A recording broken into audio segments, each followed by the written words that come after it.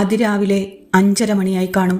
വടക്കേ പറമ്പിലെ മാവിൻ കൊമ്പിൽ നിന്നും ഒരു കുയിൽ അലസമായി കൂവുന്നുണ്ടായിരുന്നു.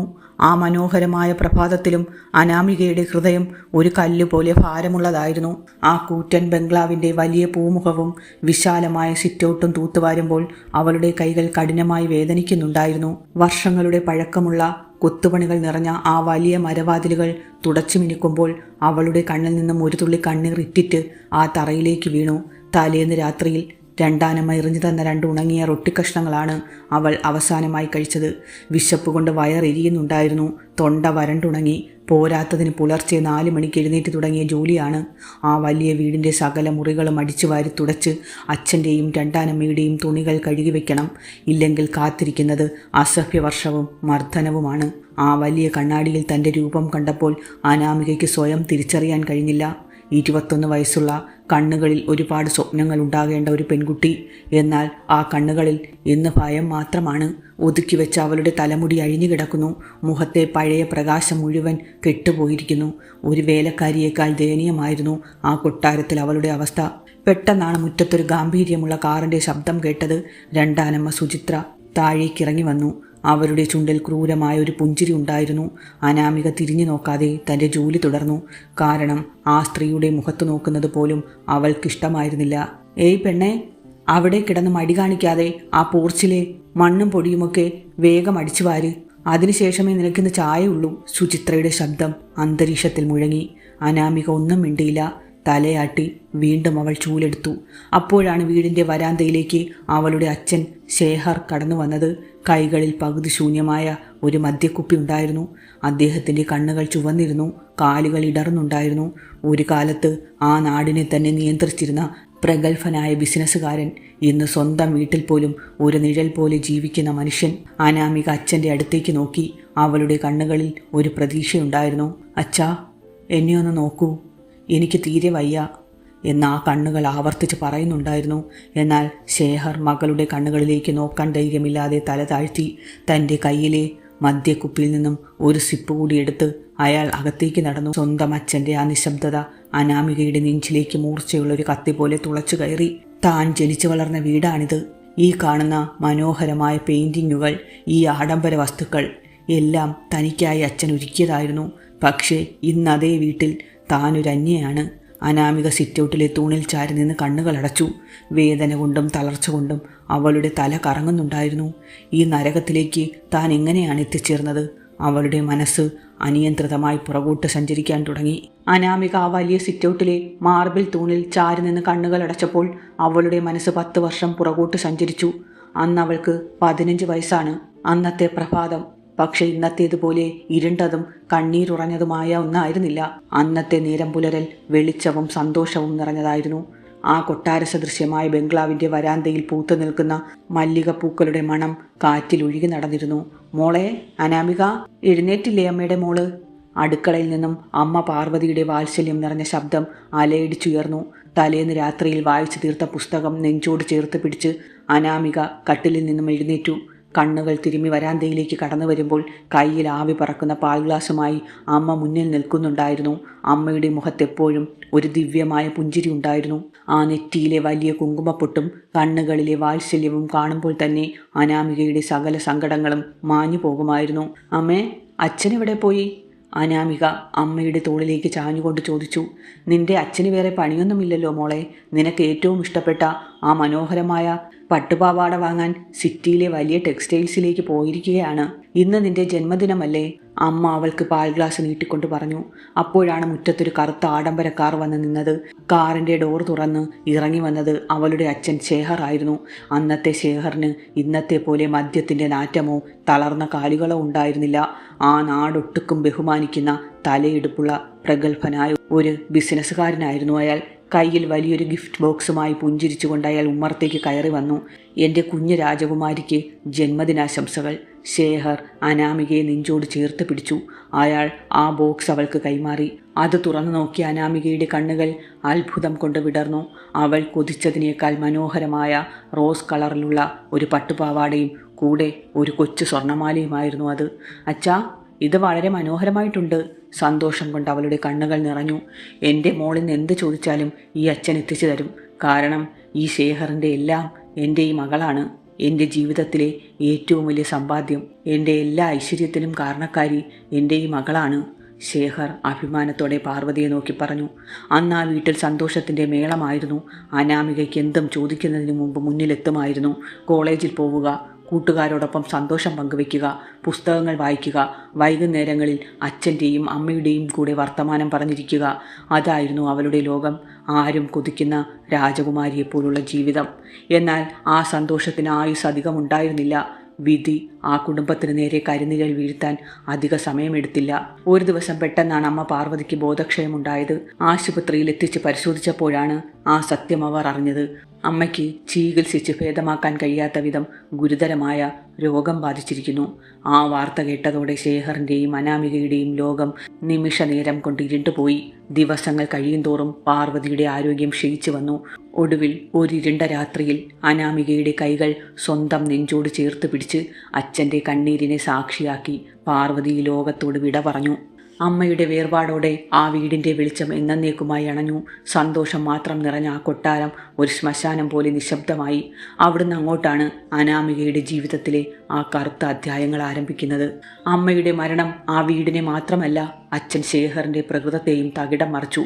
പാർവതിയുടെ വിടവാങ്ങലോടെ ശേഖർ പൂർണ്ണമായും തകർന്നുപോയി. ഭാര്യയുടെ ഓർമ്മകളിൽ നിന്നും ഓടിയൊളിക്കാൻ അയാൾ കണ്ടെത്തിയ മാർഗമായിരുന്നു മദ്യം. തുടക്കത്തിൽ വൈകുന്നേരങ്ങളിൽ മാത്രം കുടിച്ചിരുന്ന അയാൾ ദിവസങ്ങൾ കഴിയും തോറും നേരം പുലരുന്നത് മുതൽ രാപ്പകലില്ലാതെ മദ്യപിക്കാൻ തുടങ്ങി. അച്ഛാ, ഇങ്ങനെ മദ്യം കഴിക്കല്ലേ, എനിക്ക് ഇനി ഈ ലോകത്തിൽ അച്ഛൻ മാത്രമേ ഉള്ളൂ. അതും പറഞ്ഞ് അനാമിക കരഞ്ഞു കാലു പിടിച്ചെങ്കിലും മദ്യത്തിൻ്റെ ലഹരിയിൽ അയാൾ മകളുടെ കണ്ണീര് കണ്ടില്ല. ശേഖറിൻ്റെ മദ്യപാനം മൂലം കുടുംബ ബിസിനസ്സിൻ്റെ ഭരണം കൈയാളാൻ ആളില്ലാതായി. ഒരു കാലത്ത് ലാഭത്തിൽ ഓടിയിരുന്ന കമ്പനിയുടെ ബാങ്ക് അക്കൗണ്ടുകൾ ഒന്നൊന്നായി അടഞ്ഞു. ഓർഡറുകൾ കൃത്യസമയത്ത് പൂർത്തിയാക്കാൻ കഴിയാതെ വരികയും ജീവനക്കാർ പണം തട്ടിപ്പ് നടത്തുകയും ചെയ്തതോടെ കമ്പനി വൻ സാമ്പത്തിക നഷ്ടത്തിലേക്ക് കൂപ്പുകുത്തി. കടം കൊടുക്കാനുള്ളവർ ദിവസവും വീടിൻ്റെ ഉമ്മർത്ത് വന്ന് ബഹളം വയ്ക്കാൻ തുടങ്ങി. വീട്ടിലെ കാറുകളും വിലപിടിപ്പുള്ള ആഭരണങ്ങളും കടം വീട്ടാനായി ഒന്നൊന്നായി വിൽക്കപ്പെട്ടു. ചോദിക്കുന്നതെന്തും മുന്നിലെത്തിച്ചിരുന്ന അച്ഛൻ ഇന്ന് വീട്ടു ചെലവുകൾക്ക് പോലും പണമില്ലാതെ കൈമലർത്തുന്ന കാഴ്ച അനാമിക ഭയത്തോടെയാണ് കണ്ടുനിന്നത്. പട്ടിണിയും പ്രയാസങ്ങളും ആ വീട്ടിലേക്ക് കടന്നു വന്നു. വർഷങ്ങൾ അങ്ങനെ കടന്നുപോയി. സാമ്പത്തിക പ്രതിസന്ധി അങ്ങേയറ്റം രൂക്ഷമായപ്പോൾ കടക്കാർ ശേഖറിനെ കേസിൽ കൊടുക്കുമെന്നും വീട് ജപ്തി ചെയ്യുമെന്നും ഭീഷണിപ്പെടുത്തി. എന്ത് ചെയ്യണമെന്നറിയാതെ തകർന്നു നിന്ന ശേഖറിൻ്റെ മുന്നിലേക്ക് ആ സമയത്താണ് ഒരു പുതിയ വഴി തുറക്കുന്നത്. അയാളുടെ തകർച്ചയുടെ വക്കിലെത്തിയ ബിസിനസ്സിൽ വലിയൊരു തുക നിക്ഷേപിക്കാൻ ഒരു സ്ത്രീ മുന്നോട്ട് വന്നു. പണവും സാമർഥ്യവുമുള്ള ബിസിനസ് രംഗത്ത് കടുപ്പക്കാരി എന്ന് പേരെടുത്ത സുചിത്ര എന്ന സ്ത്രീ. എന്നാൽ ആ പണത്തിന് പകരമായി അവർ മുന്നോട്ട് വെച്ച വ്യവസ്ഥ വളരെ വലുതായിരുന്നു. തന്നെ വിവാഹം കഴിക്കണമെന്ന വ്യവസ്ഥയാണ് അവർ മുന്നോട്ട് വെച്ചത്. കടത്തിൽ നിന്നും ഊരിപ്പോരാനും കമ്പനി രക്ഷിക്കാനും വേറെ വഴികളില്ലാതെ ശേഖർ ആ വിവാഹത്തിന് സമ്മതം മൂളി. അങ്ങനെ അനാമികയുടെ രണ്ടാനമ്മയായി സുചിത്ര ആ വീട്ടിലേക്ക് കടന്നു വന്നു. പക്ഷേ സാമ്പത്തിക ബാധ്യതകളിൽ നിന്നും ആ വീട് രക്ഷപ്പെട്ടെങ്കിലും അനാമികയുടെ ജീവിതത്തിലെ ഏറ്റവും വലിയ ദുരന്തത്തിൻ്റെ തുടക്കമായിരുന്നു ആ കടന്നുവരവ്. ആദ്യ ദിവസങ്ങളിൽ അനാമികയുടെ സ്നേഹം നടിച്ച സുചിത്ര വൈകാതെ തന്നെ അവരുടെ യഥാർത്ഥ രൂപം പുറത്തെടുത്തു. സുചിത്ര ആ വീടിൻ്റെ പടികയറി വന്നതോടെ അന്ന് വരെ അവിടെ നിലനിന്നിരുന്ന സന്തോഷത്തിൻ്റെ ബാക്കി പത്രങ്ങൾ കൂടി മാഞ്ഞു തുടങ്ങി. പണത്തിൻ്റെ പ്രതാപവും അധികാര മനോഭാവവും കൂടെ കൊണ്ടുവന്ന ഒരു സ്ത്രീയായിരുന്നു സുചിത്ര. അവരുടെ കണ്ണിൽ ആ വീടും അതിലെ സകല വസ്തുക്കളും സ്വന്തം അധീനതയിലാക്കാനുള്ള ഉപാധികൾ മാത്രമായിരുന്നു. തുടക്കത്തിൽ താനൊരു നല്ല രണ്ടാനമ്മയാണെന്ന് നാട്ടുകാരെയും ശേഖറിനെയും കാണിക്കാൻ അവർ ശ്രമിച്ചു. അനാമികയോട് മൃദുവായി സംസാരിക്കുകയും അവളുടെ ആവശ്യങ്ങൾ നിറവേറ്റുന്നത് പോലെ അഭിനയിക്കുകയും ചെയ്തു. എന്നാൽ ആ അഭിനയത്തിന് ഏതാനും മാസങ്ങളുടെ ആയുസ് മാത്രമേ ഉണ്ടായിരുന്നുള്ളൂ. കമ്പനിയുടെ കടങ്ങൾ വീട്ടി സാമ്പത്തിക നിയന്ത്രണം മുഴുവൻ സ്വന്തം കൈകളിലാക്കിയതോടെ സുചിത്രയുടെ യഥാർത്ഥ മുഖം പുറത്തു വന്നു. വീടിൻ്റെ ആധാരവും ബാങ്ക് അക്കൗണ്ടുകളുടെ അധികാരവും അവർ തന്ത്രപൂർവ്വം സ്വന്തം പേരിലാക്കി മാറ്റി. മദ്യത്തിനടിമപ്പെട്ട ശേഖറിന് ഇതൊന്നും ചോദ്യം ചെയ്യാനുള്ള കഴിവോ ധൈര്യമോ ഉണ്ടായിരുന്നില്ല. പണത്തിനു വേണ്ടിയും മദ്യത്തിനു വേണ്ടിയും അയാൾ സുചിത്രയുടെ മുന്നിൽ കൈനീട്ടുന്ന ഒരു കേവല നിഴലായി മാറി. അധികാരം പൂർണ്ണമായും കൈപ്പിടിയിൽ ഒതുങ്ങിയതോടെ സുചിത്രയുടെ അടുത്ത ലക്ഷ്യം അനാമികയായിരുന്നു. പാർവതിയുടെ വിടവാങ്ങലിന് ശേഷവും ആ വീട്ടിൽ ശേഷിച്ചിരുന്ന അവരുടെ ഓർമ്മകളെയും അനാമികയോടുള്ള ശേഖറിൻ്റെ സ്നേഹത്തെയും ഇല്ലാതാക്കാൻ അവർ തീരുമാനിച്ചു. ആദ്യം അവർ ചെയ്തത് വീട്ടിലെ പഴയ വേലക്കാരെ മുഴുവൻ പിരിച്ചുവിടുകയായിരുന്നു. ഈ വലിയ വീട്ടിൽ 1-2 പേർക്ക് കഴിയാൻ എന്തിനാണ് ഇത്രയും ജോലിക്കാർ? പണം വെറുതെ കളയാൻ ഉദ്ദേശിക്കുന്നില്ല എന്ന് പറഞ്ഞാണ് അവർ വേലക്കാരെ ഇറക്കിവിട്ടത്. അതിനുശേഷം ആ വലിയ വീടിൻ്റെ സകല വീട്ടുജോലികളും അവർ അനാമികയുടെ തലയിൽ അടിച്ചേൽപ്പിച്ചു. താൻ ജനിച്ചു വളർന്ന രാജകുമാരിയെപ്പോലെ ജീവിച്ച ആ വീട്ടിൽ അനാമിക എന്ന പെൺകുട്ടി ഒരു വേലക്കാരിയെപ്പോലെ പണിയെടുക്കാൻ നിർബന്ധിതയായി. രാവിലെ വെളുപ്പാൻ കാലത്ത് എഴുന്നേൽക്കുന്നത് മുതൽ രാത്രി വൈകുന്നത് വരെ വിശ്രമമില്ലാതെ പണിയെടുത്തിട്ടും സുചിത്രയുടെ കുറ്റപ്പെടുത്തലുകൾക്കും ശാപവാക്കുകൾക്കും കുറവൊന്നും ഉണ്ടായിരുന്നില്ല. തൻ്റെ അമ്മയുടെ ചിത്രത്തിന് മുന്നിൽ ചെന്ന് നിന്ന് അനാമിക പലപ്പോഴും വിങ്ങിപ്പൊട്ടി. അച്ഛനോട് ചെന്ന് പരാതി പറയാൻ ശ്രമിച്ചപ്പോഴൊക്കെ മദ്യത്തിൻ്റെ ലഹരിയിലായിരുന്ന അയാൾ തലതിരിച്ച് കളയുകയോ സുചിത്ര പറയുന്നത് പോലെ അനുസരിച്ച് ജീവിക്കുകയെന്ന് പറഞ്ഞ് ആട്ടി ഓടിക്കുകയോ ആണ് ചെയ്തത്. സ്വന്തം അച്ഛൻ പോലും തനിക്കെതിരായി മാറുന്നത് കണ്ട അനാമിക തൻ്റെ വിധിക്ക് കീഴടങ്ങാൻ തുടങ്ങി. സുചിത്രയുടെ അടിച്ചമർത്തലുകളും മാനസികമായ പീഡനങ്ങളും ദിവസേന വർദ്ധിച്ചു വന്നു. ആ കൊട്ടാര സദൃശ്യമായ വീട് അനാമികയ്ക്ക് ഒരിരുണ്ട ജയിലായി മാറുകയായിരുന്നു. സുചിത്രയുടെ ഭരണം ആ വീട്ടിൽ പൂർണ്ണമായത് അനാമികയുടെ പഠനത്തിന് മേലാണ്. നന്നായി പഠിച്ച് നല്ല മാർക്കോടെ ഡിഗ്രി 1-ാം വർഷം പൂർത്തിയാക്കിയ പെൺകുട്ടിയായിരുന്നു അവൾ. സ്വന്തമായി ഒരു ജോലിയും സാമ്പത്തിക ഭദ്രതയും നേടി ആ വീട്ടിൽ നിന്നും രക്ഷപ്പെടണമെന്നതായിരുന്നു അവളുടെ ഒരേ ഒരു സ്വപ്നം. എന്നാൽ ആ സ്വപ്നം തിരിച്ചറിഞ്ഞ സുചിത്ര തന്ത്രപൂർവ്വം അവളുടെ ചിറകരിയാൻ തുടങ്ങി. ഇനിയിപ്പോൾ പഠിച്ചിട്ട് എന്ത് വലിയ ഉദ്യോഗം കിട്ടാനാണ്? ഒരു പെണ്ണായാൽ വീട്ടുജോലികൾ പഠിക്കുകയാണ് വേണ്ടത്. വെറുതെ കോളേജിൽ പോയി കാശ് കളയണ്ട. ഒരു പ്രഭാതത്തിൽ അനാമികയുടെ കോളേജ് ബാഗും പുസ്തകങ്ങളും തട്ടിപ്പറിച്ചെടുത്ത് സുചിത്ര ആക്രോശിച്ചു. എൻ്റെ പഠനം മുടക്കരുത്, ഞാൻ നന്നായി പഠിക്കുന്നുണ്ടല്ലോ, അനാമിക കണ്ണീരോടെ അപേക്ഷിച്ചു. എന്നാൽ സുചിത്രയുടെ മനസ്സലിഞ്ഞില്ല. അനാമികയുടെ കോളേജ് സർട്ടിഫിക്കറ്റുകളും രേഖകളും അവർ അലമാരയിലിട്ട് പൂട്ടിവെച്ചു. കോളേജിൽ പോകുന്നത് പൂർണ്ണമായി തടഞ്ഞു. അതോടെ അനാമികയുടെ ലോകം ആ 4 ചുവരുകൾക്കുള്ളിൽ മാത്രമായി ഒതുങ്ങി. രാവിലെ 5 മണിക്ക് എഴുന്നേറ്റ് വീട് മുഴുവൻ അടിച്ചുവാരി തുടച്ച് അച്ഛനും സുചിത്രയ്ക്കും വേണ്ട ഭക്ഷണവും ചായയും ഉണ്ടാക്കണം. ഉച്ചയ്ക്ക് വസ്ത്രങ്ങൾ കഴുകി ഉണക്കാനിടണം. വൈകുന്നേരങ്ങളിൽ പാത്രങ്ങൾ കഴുകി വൃത്തിയാക്കണം. ഒരു നിമിഷം പോലും വിശ്രമിക്കാൻ അവൾക്ക് അനുവാദമുണ്ടായിരുന്നില്ല.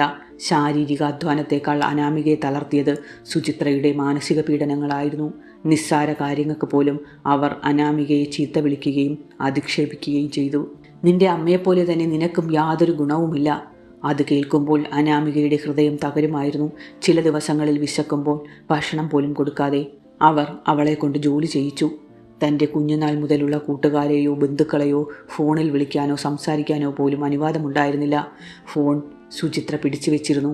പതിയെ പതിയെ ആ സൗന്ദര്യമുള്ള എപ്പോഴും പുഞ്ചിരിച്ചിരുന്ന പെൺകുട്ടി ഒരു നിഴൽ പോലെയായി മാറി. കണ്ണുകൾക്ക് ചുറ്റും കറുത്ത പാടുകൾ വീണു. ശരീരം മെലിഞ്ഞുണങ്ങി.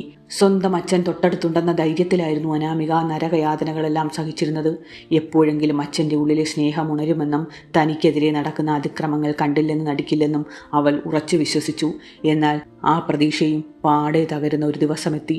ഒരു വൈകുന്നേരം തലവേദനയും കടുത്ത പനിയും കാരണം അനാമികയ്ക്ക് എഴുന്നേൽക്കാൻ പോലും കഴിയുമായിരുന്നില്ല. അന്നത്തെ വീട്ടുജോലികൾ ചെയ്യാൻ വൈകിയപ്പോൾ സുചിത്ര ദേഷ്യത്തോടെ അവളുടെ മുറിയിലേക്ക് ഇരച്ചു കയറി. എന്താടി നീ ഇവിടെ മടി പിടിച്ച് കിടക്കുന്നത്? പോയി പാത്രങ്ങൾ കഴുകി വെച്ച് അത്താഴമുണ്ടാക്ക്, സുചിത്ര അവളോട് ആക്രോശിച്ചു. എനിക്കൊട്ടും വയ്യമ്മേ, കടുത്ത പനിയാണ്, കുറച്ചു സമയം ഞാൻ കിടന്നോട്ടെ, അനാമിക ദയനീയമായി അപേക്ഷിച്ചു. പക്ഷെ സുചിത്ര ആ അപേക്ഷ വകവെച്ചില്ല. അവർ അനാമികയുടെ കയ്യിൽ പിടിച്ച് നിലത്തേക്ക് വലിച്ചിറക്കി. നിലത്ത് വീണ അനാമികയുടെ കണ്ണുകളിൽ നിന്നും കണ്ണുനീർ ഒഴുകി. ആ ബഹളം കേട്ടാണ് മദ്യക്കുപ്പിയുമായി ശേഖർ അങ്ങോട്ട് വന്നത്. അനാമിക അച്ഛൻ്റെ അടുത്തേക്ക് പതുക്കെ ചുവട് വെച്ചു. അയാളുടെ കാലുകളിൽ പിടിച്ച് അവൾ വിങ്ങിപ്പൊട്ടി. അച്ഛാ, എന്നെ രക്ഷിക്കൂ, എനിക്ക് വയ്യച്ചാ, അമ്മ എന്നെ ഒരുപാട് ഉപദ്രവിക്കുന്നു, എന്നെ ഇവിടെ നിന്ന് എങ്ങോട്ടെങ്കിലും കൊണ്ടാക്ക്, എനിക്ക് പഠിക്കണം അച്ഛാ, എനിക്ക് ജീവിക്കണം. മകൾ കാലിൽ വീണ് അപേക്ഷിക്കുന്നത് ശേഖർ നോക്കി നിന്നു. ഒരു നിമിഷം അയാളുടെ കണ്ണുകളിൽ വീണ്ടും പഴയ അച്ഛൻ്റെ സ്നേഹം തിളങ്ങി. അയാൾ മകളെ ചീർത്ത് പിടിക്കാൻ കൈകൾ നീട്ടി. എന്നാൽ തൊട്ടടുത്ത് നിന്ന് സുചിത്രയുടെ ക്രൂരമായ നോട്ടം കണ്ടതും അയാളുടെ കൈകൾ വിറച്ചു. ശേഖർ, താൻ ഇവളുടെ നാടകം കാണുകയാണോ? ഇവളെ പഠിപ്പിക്കാനും സുഖിപ്പിക്കാനും ഇവിടെ പണമൊന്നുമില്ല. ഞാൻ പറയുന്നത് പോലെ ഇവൾ ഇവിടെ കഴിയണം, അല്ലെങ്കിൽ ഈ നിമിഷം ഞാൻ ഇവിടുത്തെ എല്ലാ സഹായങ്ങളും അവസാനിപ്പിച്ച് പുറത്തു പോകും, സുചിത്ര ഭീഷണിപ്പെടുത്തി. ആ വാക്കുകൾ കേട്ടതും ശേഖറിന്റെ മനസ്സിലെ ഭയം വീണ്ടും ഉണർന്നു. പണവും മദ്യവും നഷ്ടപ്പെടുമെന്ന ഭയത്തിൽ അയാൾ തന്റെ മകളുടെ ദയനീയ മുഖത്തേക്ക് നോക്കാതെ മുഖം തിരിച്ചു. സുചിത്ര പറയുന്നതാണ് ശരി അനാമിക, നീ വീട്ടിലെ ജോലികളൊക്കെ ചെയ്ത് അടങ്ങി ഒതുങ്ങി ജീവിക്കാൻ നോക്ക്. വെറുതെ ആവശ്യമില്ലാത്ത പ്രശ്നങ്ങൾ ഉണ്ടാക്കരുത്. വളരെ തണുപ്പൻ മട്ടിൽ ശേഖർ പറഞ്ഞു. സ്വന്തം അച്ഛൻ്റെ നാവിൽ നിന്നും ആ വാക്കുകൾ കേട്ടതും അനാമികയുടെ ഉള്ള് തകർന്നു പോയി. തനിക്ക് ജന്മം നൽകിയ അച്ഛൻ്റെ ക്രൂരമായ ആ നിശബ്ദതയും വഞ്ചനയും ആ 21 വയസ്സുകാരി പെൺകുട്ടിക്ക് താങ്ങാൻ കഴിയുന്നതിലും അപ്പുറമായിരുന്നു. ഈ വീട്ടിൽ തനിക്കിനി യാതൊരു സ്ഥാനവുമില്ലെന്നും താൻ പൂർണ്ണമായും അനാഥയാണെന്നും അവൾ തിരിച്ചറിഞ്ഞു. മരണത്തേക്കാൾ ഭയാനകമായ ആ ഒറ്റപ്പെടലിൽ അവൾ ശ്വാസം മുട്ടി. ആ വീടിൻ്റെ 4 ചുവരുകൾക്കുള്ളിൽ കഴിയുന്നതിനേക്കാൾ നല്ലത് തെരുവിൽ കഴിയുന്നതാണെന്ന ചിന്ത അവളുടെ മനസ്സിൽ ആദ്യമായി മുള പൊട്ടിയത് ആ നിമിഷത്തിലായിരുന്നു. മാസങ്ങൾ തള്ളി നീക്കവേ അനാമികയുടെ ജീവിതം ഒരേ താളത്തിൽ നരകതുല്യമായി മുന്നോട്ട് പോവുകയായിരുന്നു. എന്നാൽ ആ വീടിൻ്റെ വിധി മാറ്റിമറിച്ച ആ ദിവസത്തിന് ഒരു പ്രത്യേകതയുണ്ടായിരുന്നു. ഉച്ചയോടടുത്ത സമയം. പുറത്ത് നല്ല വെയിലുണ്ടായിരുന്നു. പെട്ടെന്നാണ് വീടിൻ്റെ വലിയ ഗേറ്റ് കടന്ന് 26 വയസ്സ് തോന്നിക്കുന്ന ഒരു യുവാവ് ഉമ്മറത്തേക്ക് നടന്നു വന്നത്. പഴകിയതും നിറം മങ്ങിയതുമായ വസ്ത്രമാണ് അവൻ ധരിച്ചിരുന്നതെങ്കിലും കരിനീല കണ്ണുകളിൽ മാന്യതയും ഗാംഭീര്യവും ഒളിഞ്ഞിരിപ്പുണ്ടായിരുന്നു. അവനായിരുന്നു സിദ്ധാർത്ഥ്. മുറ്റത്ത് നിന്ന് ചെടികൾക്ക് വെള്ളമൊഴിക്കുകയായിരുന്ന അനാമിക ആ യുവാവിനെ കണ്ട് അത്ഭുതത്തോടെയും ഭയത്തോടെയും അവനെ നോക്കി. ആരാണ്? നിനക്കെന്താണ് വേണ്ടത്? സിറ്റൗട്ടിലേക്ക് കടന്നു വന്ന സുചിത്ര അഹങ്കാരത്തോടെ ചോദിച്ചു. എൻ്റെ പേര് സിദ്ധാർത്ഥ്. കമ്പനിയുമായി ബന്ധപ്പെട്ട ചില പഴയ കുടിശ്ശികകളെക്കുറിച്ചും കണക്കുകളെക്കുറിച്ചും സംസാരിക്കാൻ വന്നതാണ്. ശേഖർ സാറിനെ ഒന്ന് കാണണം, അവൻ വളരെ വിനയാനിതനായി പറഞ്ഞു. ആ പേര് കേട്ടതും സുചിത്രയുടെ മുഖം കറുത്തു. പഴയ കടങ്ങളും ബിസിനസ് പ്രശ്നങ്ങളും വീണ്ടും ഉയർന്നു വരുന്നത് അവർക്ക് ഇഷ്ടമല്ലായിരുന്നു. അപ്പോഴേക്കും അകത്തു നിന്ന് മദ്യലഹരിയിൽ തളർന്ന കാലുകളോടെ ശേഖരം അങ്ങോട്ട് വന്ന്, ഇവിടെ ഒരു കണക്കും പറയാനില്ല, എല്ലാ കണക്കും തീർന്നതാണ്, ഇവിടുന്ന് ഇറങ്ങിപ്പോകൂ. സുചിത്ര ദേഷ്യത്തോടെ ബഹളം വെച്ചു. അങ്ങനെ പറയരുത് മാഡം, ഞാൻ വളരെ സാമ്പത്തിക ബുദ്ധിമുട്ടിലൂടെ കടന്നു പോവുകയാണ്. ഇവിടെ നിന്ന് കിട്ടാനുള്ള പൈസ കിട്ടിയില്ലെങ്കിൽ ഭിക്ഷ എടുത്ത് ജീവിക്കേണ്ട അവസ്ഥയിൽ കൂടെയാണ് ഞാനിപ്പോൾ കടന്നു പോകുന്നത്, സിദ്ധാർത്ഥ ദയനീയമായി പറഞ്ഞു. അതിനിടയിൽ സുചിത്രയുടെ നോട്ടം സിദ്ധാർത്ഥിനെ നോക്കി നിൽക്കുന്ന അനാമികയുടെ നേരെ നീണ്ടു. നീ ഇവിടെ എന്ത് നോക്കി നിൽക്കുകയാടി? ഈ പണി കഴിഞ്ഞെങ്കിൽ അടുക്കളയിൽ പോയി പാത്രം കഴുക്. സിദ്ധാർത്ഥിനെ അവൾ ദയനീയമായി ഒന്ന് നോക്കിക്കൊണ്ട് അകത്തേക്ക് നടക്കാനൊരുങ്ങി. നടക്കുന്നതിനിടയിൽ തളർന്ന് നിലത്തേക്ക് വീഴാൻ പോയ അനാമികയെ സിദ്ധാർത്ഥ ശ്രദ്ധിച്ചു. അവളുടെ കണ്ണുകളിലെ ഭയവും കൈകളിലെ മുറിവുകളും നിറം മങ്ങിയ അവളുടെ വസ്ത്രങ്ങളും ആ പെൺകുട്ടിക്ക് നേരെ ആ വീടിനുള്ളിൽ നടക്കുന്ന ക്രൂരതയുടെ ആഴം വ്യക്തമാക്കി കൊടുത്തു. ഒരു പെൺകുട്ടിയെ കൊണ്ട് ഇങ്ങനെ കഠിനമായി പണി ചെയ്യിക്കാനും ഉപദ്രവിക്കാനും നിങ്ങൾക്ക് നാണമില്ലേ? സ്വന്തം മകളോട് ഇങ്ങനെയാണോ പെരുമാറുന്നത്? സിദ്ധാർത്ഥ് എതിർത്ത് സംസാരിച്ചു. ഒരു അപരിചിതൻ തന്റെ തീരുമാനങ്ങളെ ചോദ്യം ചെയ്യുന്നത് സുചിത്രയ്ക്ക് സഹിച്ചില്ല. അവരുടെ ഉള്ളിൽ പുകഞ്ഞുകൊണ്ടിരുന്ന ദുഷ്ടചിന്ത ആ നിമിഷത്തിൽ പുറത്തു വന്നു. അനാമികയെ ഈ വീട്ടിൽ നിന്നും എങ്ങനെയെങ്കിലും ഒഴിവാക്കണമെന്ന് അവർ കാത്തിരിക്കുകയായിരുന്നു. ഓ, നിനക്കിവളോട് ഇത്രയ്ക്ക് അനുകമ്പയുണ്ടോ? നീ എന്തായാലും ഭിക്ഷ എടുക്കാൻ തുടങ്ങുകയാണല്ലോ. എങ്കിൽ പിന്നെ ഇവളെ ഞാൻ നിനക്ക് ഭിക്ഷയായി തന്നിരിക്കുന്നു. ഇവളെയും നീ കൊണ്ടുപോയിക്കോ. ഇവക്ക് ചോറും തുണിയും തന്നു പോറ്റാൻ ഞങ്ങൾക്ക് സൗകര്യമില്ല. ഇവളെ നീ കൊണ്ടുപോയിക്കോ. അത്രയും പറഞ്ഞ് സുചിത്ര ക്രൂരമായ ഒരു ചിരിയോടെ അനാമികയെ സിദ്ധാർത്ഥിന്റെ മുന്നിലേക്ക് തള്ളി നീക്കി. അമ്മേ, അങ്ങനെയൊന്നും പറയരുത്. അച്ഛാ, അനാമിക നിലവിളിച്ചുകൊണ്ട് അച്ഛൻ്റെ കാൽക്കൽ വീണു. അച്ഛാ, അമ്മ എന്നെക്കുറിച്ച് എന്തൊക്കെയാണ് ഈ പറയുന്നത്? ഒരപരിചിതന്റെ കൂടെ എന്നെ പറഞ്ഞുവിടാനൊരുങ്ങുകയാണ് അമ്മ. ഞാനിവിടെ എല്ലാ പണികളും ചെയ്ത് ജീവിച്ചോളാം. അവൾ അച്ഛൻ്റെ കൈകൾ പിടിച്ച് കരഞ്ഞു. പക്ഷേ ശേഖർ മൗനമായിരുന്നു. സുചിത്രയെ ഭയന്ന് അയാൾ തൻ്റെ കണ്ണുകൾ അടച്ചു. ആ കണ്ണീരും അപേക്ഷയും അയാൾ കണ്ടില്ലെന്ന് നടിച്ചു. സ്വന്തം അച്ഛൻ്റെ ആ പൂർണ്ണമായ വഞ്ചന അനാമികയുടെ നെഞ്ചിലേക്ക് ആണിയടിച്ചു കയറ്റുന്നത് പോലെ അനുഭവപ്പെട്ടു. കരച്ചിൽ നിർത്തി അവൾ പതിയെ എഴുന്നേറ്റു. അവളുടെ കണ്ണുകളിലെ കരച്ചിൽ മാറി ഒരു പുതിയ തീരുമാനം രൂപപ്പെട്ടു. ആ വീട്ടിലെ നരകത്തിൽ കിടന്നനുഭവിക്കുന്നതിനേക്കാൾ നല്ലത് തെരുവിൽ കഴിയുന്നതാണെന്ന് അവൾക്ക് തോന്നി. അച്ഛൻ്റെ ആ നിശബ്ദത നൽകിയ ആഘാതത്തിൽ നിന്നും അനാമിക പതിയെ മുക്തയായി. അവളുടെ കണ്ണിലെ കണ്ണീർ മാഞ്ഞു. പകരം നിശ്ചയദാർഢ്യം നിറഞ്ഞു. താനിനി ഒരു നിമിഷം പോലും ഈ വീട്ടിൽ നിൽക്കില്ല എന്നവൾ ഉറപ്പിച്ചു. അവൾ തൻ്റെ കൊച്ചുമുറിയിലേക്ക് നടന്നു. അവിടെ ഉണ്ടായിരുന്ന ഒരു ചെറിയ ബാഗിലേക്ക് അത്യാവശ്യം വേണ്ട വസ്ത്രങ്ങൾ മാത്രം എടുത്തു വെച്ചു. തുടർന്ന് സുചിത്ര അലമാരയിൽ പൂട്ടിവെച്ചിരുന്ന, എന്നാൽ അനാമിക തന്ത്രപൂർവ്വം തിരിച്ചെടുത്ത് സൂക്ഷിച്ചു വെച്ചിരുന്ന തൻ്റെ 10ാം ക്ലാസ്സിലെയും +2ലെയും സർട്ടിഫിക്കറ്റുകളും മാർക്ക് ലിസ്റ്റുകളും ആ ബാഗിൽ ഭദ്രമായി വെച്ചു. ആ കടലാസുകളായിരുന്നു അവളുടെ ഭാവിയിലേക്കുള്ള ഒരേയൊരു പ്രതീക്ഷ. ബാഗുമെടുത്ത് ഉമ്മറത്തേക്ക് കടന്നു വരുമ്പോൾ അവൾ അച്ഛനെ ഒന്നുകൂടി നോക്കി. ശേഖർ തല താഴ്ത്തി മദ്യക്കുപ്പിയിൽ പിടിമുറുക്കി നിൽക്കുകയായിരുന്നു. ഞാൻ പോവുകയാണച്ചാ. അനാമികയുടെ ശബ്ദം ഇടറിയില്ല. ഇന്ന് വരെ അച്ഛൻ എനിക്ക് തന്ന സ്നേഹത്തിന് നന്ദി. പക്ഷേ ഇന്ന് ഞാൻ ഈ പടിയിറങ്ങുമ്പോൾ എനിക്ക് അച്ഛനോട് ദേഷ്യമില്ല, ദയ മാത്രം. ഒരപരിചിതന്റെ മുന്നിലേക്ക് സ്വന്തം മകളെ തള്ളിയിട്ട ഈ നരകത്തിൽ കഴിയുന്നതിനേക്കാൾ എനിക്ക് സന്തോഷം തെരുവിൽ കഴിയുന്നതാണ്. സുചിത്ര ആ നിമിഷത്തിലും വിജയച്ചിരിയോടെ അവളെ നോക്കി നിൽക്കുകയായിരുന്നു. അനാമിക ആ വീടിന്റെ പടികൾ ഇറങ്ങി അവിടെ പുറത്ത് തനിക്കായി കാത്തു നിൽക്കുന്ന സിദ്ധാർത്ഥിന്റെ അടുത്തേക്ക് നടന്നു. സിദ്ധാർത്ഥ് അവളെ അതിശയത്തോടെയാണ് നോക്കിയത്. ഒരു പെൺകുട്ടിക്കും സ്വന്തം വീട് വിട്ടിറങ്ങാൻ ഇത്രയും ധൈര്യം വരില്ല എന്നവൻ ഓർത്ത്. നിനക്ക് പേടിയാകുന്നില്ലേ? സിദ്ധാർത്ഥ് സൗമ്യമായി ചോദിച്ചു. ഇല്ല, അനാമിക സിദ്ധാർത്ഥിന്റെ കണ്ണുകളിലേക്ക് നോക്കി പറഞ്ഞു. ആ വീട്ടിൽ അനുഭവിച്ച നരകത്തേക്കാൾ വലിയ ഭയമൊന്നും ഇനി എനിക്ക് വേറെ എങ്ങൊന്നും വരാനില്ല. നിങ്ങൾ എന്നെ എങ്ങോട്ടാണ് കൊണ്ടുപോകുന്നതെന്ന് എനിക്കറിയില്ല. പക്ഷെ ഞാൻ നിങ്ങൾക്കൊരു ഭാരമാകില്ല. എനിക്ക് ജോലി ചെയ്ത് ജീവിക്കാനുള്ള കരുത്തുണ്ട്. സിദ്ധാർത്ഥ് പുഞ്ചിരിച്ചു. ഞാൻ നിന്നെ ഒരു മോശക്കാരൻ്റെ അടുത്തേക്കുമല്ല കൊണ്ടുപോകുന്നത്. എനിക്കും ഈ ലോകത്ത് ആരുമില്ല. എനിക്ക് അച്ഛനുമില്ല, അമ്മയുമില്ല. തെരുവിൽ വളർന്നവനാണ് ഞാൻ. വാ, നമുക്ക് പോകാം. ആ വീടും അവിടുത്തെ വേദനകളും പിന്നിലാക്കിക്കൊണ്ട് അവൾ ആ വലിയ ബംഗ്ലാവിൻ്റെ വലിയ ഗേറ്റ് കടന്ന് പുറത്തേക്ക് നടന്നു. നഗരത്തിൻ്റെ പ്രാന്തപ്രദേശത്തുള്ള ഒരു കൊച്ചു വാടക വീട്ടിലേക്കാണ് സിദ്ധാർത്ഥ് അനാമികയെ കൂട്ടിക്കൊണ്ടുവന്നത്. വളരെ ലളിതമായ ഒരു വീടായിരുന്നു അത്. അവിടെ എത്തിയതും സിദ്ധാർത്ഥ് അനാമികയ്ക്ക് കുടിക്കാൻ കുറച്ച് വെള്ളവും കഴിക്കാൻ ഭക്ഷണവും നൽകി. നീ ധൈര്യമായിരിക്കൂ അനാമിക, ഇവിടെ നിന്നെ ആരും ഉപദ്രവിക്കില്ല. നിന്റെ അനുവാദമില്ലാതെ ഞാൻ നിന്റെ സ്വാതന്ത്ര്യത്തിലേക്ക് കടന്നു വരികയുമില്ല, സിദ്ധാർത്ഥ് മാന്യതയോടെ പറഞ്ഞു. അനാമികയ്ക്ക് അവൻ്റെ പെരുമാറ്റത്തിൽ വലിയ ആശ്വാസം തോന്നി. ഇന്ന് വരെ താൻ കണ്ട പുരുഷന്മാരിൽ നിന്നും വേറിട്ടവനായിരുന്നു അവൻ. അടുത്ത ദിവസം മുതൽ അനാമികയ്ക്ക് സ്വയം ജീവിക്കണമെന്ന ആഗ്രഹം ശക്തമായി. തൻ്റെ കയ്യിലുള്ള വിദ്യാഭ്യാസ സർട്ടിഫിക്കറ്റുകളുമായി അവൾ നഗരത്തിലെ ചെറുകിട സ്ഥാപനങ്ങളിൽ ജോലി തിരിഞ്ഞിറങ്ങി. സിദ്ധാർത്ഥും അവളെ സഹായിച്ചു. സിദ്ധാർത്ഥിൻ്റെ സഹായത്തോടെ ഒടുവിൽ ഒരു സൂപ്പർ മാർക്കറ്റിൽ ബില്ലിംഗ് സെഷനിൽ അനാമികയ്ക്ക് ജോലി ലഭിച്ചു. സിദ്ധാർത്ഥും ഒരു ചെറിയ കടയിൽ ജോലിക്ക് കയറി. രാവിലെ മുതൽ വൈകുന്നേരം വരെ അവൾ കഠിനമായി പണിയെടുത്തു. തനിക്ക് ലഭിച്ച ആദ്യത്തെ ശമ്പളം സന്തോഷത്തോടെ അവൾ സിദ്ധാർത്ഥിൻ്റെ കൈകളിൽ കൊണ്ടുപോയി കൊടുത്തു. ഇത് വീട്ടുചെലവിനുള്ള എൻ്റെ വിഹിതമാണ്, അവൾ അഭിമാനത്തോടെ പറഞ്ഞു. എന്നാൽ സിദ്ധാർത്ഥ പണം വാങ്ങിയില്ല. ഇത് നിന്റെ അധ്വാനത്തിൻ്റെ ഫലമാണ്. നിനക്ക് ഉപരിപഠനം നടത്തണം, സ്വന്തം കാലിൽ നിൽക്കണം, അതല്ലേ നിന്റെ ആഗ്രഹം? അതിന് ഇതുപകരിക്കും.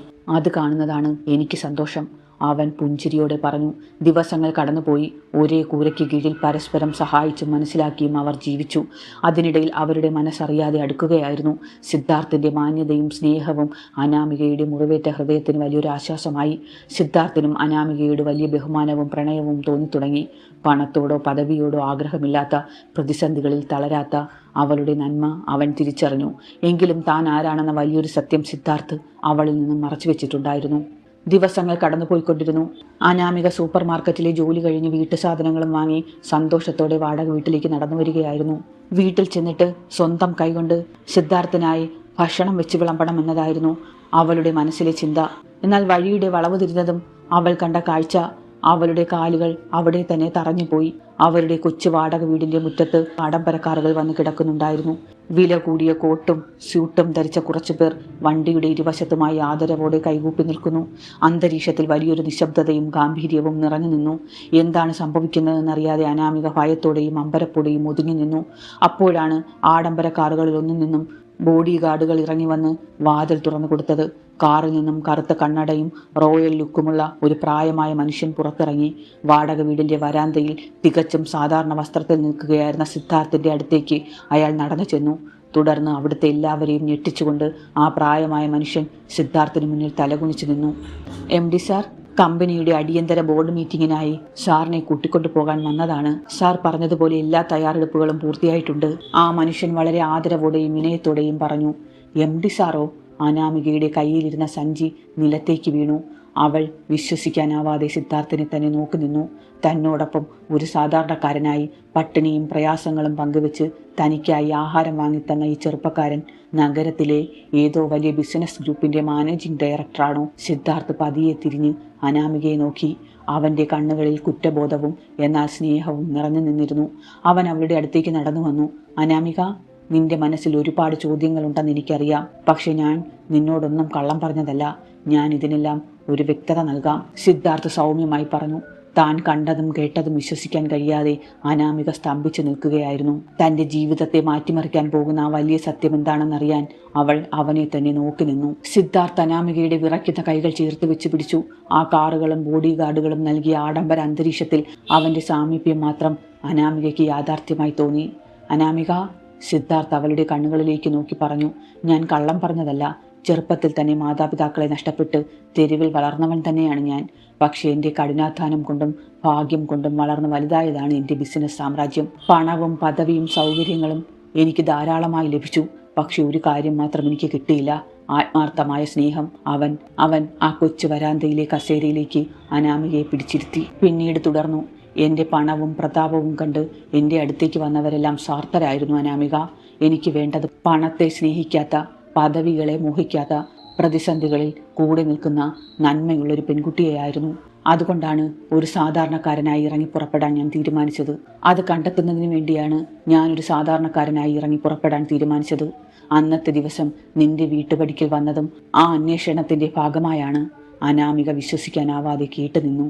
പക്ഷെ അന്ന് നിന്റെ അച്ഛൻ്റെയും രണ്ടാനമ്മയുടെയും മുന്നിൽ വെച്ച് നിന്റെ കണ്ണീര് കണ്ടപ്പോൾ, നിന്റെ ദയനീയമായ അവസ്ഥ കണ്ടപ്പോൾ, നിന്നെ ആ നരകത്തിൽ നിന്നും രക്ഷിക്കണമെന്ന് എനിക്ക് തോന്നി. ഒരു സാധാരണക്കാരനായി ജീവിച്ച് നിന്നോടൊപ്പം പട്ടിണിയും അധ്വാനവും പങ്കുവെച്ചപ്പോഴും നീ ഒരിക്കൽ പോലും എന്നെ കുറ്റപ്പെടുത്തിയില്ല. നീ ജോലി ചെയ്ത് സമ്പാദിച്ച പണം എൻ്റെ കൈകളിൽ വെച്ച് തന്നപ്പോൾ നിന്റെ വിശുദ്ധമായ സ്നേഹവും അഭിമാനവും ഞാൻ തിരിച്ചറിയുകയായിരുന്നു. സിദ്ധാർത്ഥ തൻ്റെ പോക്കറ്റിൽ നിന്നും ഒരു മനോഹരമായ ഒരു റോസ് ഗോൾഡ് മോതിരം പുറത്തെടുത്തു. പണവും സൗകര്യങ്ങളുമല്ല, നിന്റെ നന്മയും സ്നേഹവുമാണ് എന്നെ നിന്റെ മുന്നിൽ തോൽപ്പിച്ചത് അനാമിക. ഈ സിദ്ധാർത്ഥിൻ്റെ ജീവിത പങ്കാളിയായി, എൻ്റെ കൊട്ടാരത്തിലെ രാജകുമാരിയായി നീ എന്നും എൻ്റെ കൂടെ ഉണ്ടാകുമോ? കണ്ണുകളിൽ നിന്നും ആനന്ദ കണ്ണീർ ഒലിച്ചിറങ്ങുമ്പോൾ അനാമിക തലയാട്ടി. ആ സാധാരണ വാടക വീടിൻ്റെ മുറ്റത്ത് ഒരു അപരിചിതനായി തുടങ്ങി സ്വന്തമായി മാറിയ ആ വലിയ മനസ്സുള്ള മനുഷ്യന് മുന്നിൽ അവൾ തൻ്റെ കൈകൾ നീട്ടിക്കൊടുത്തു.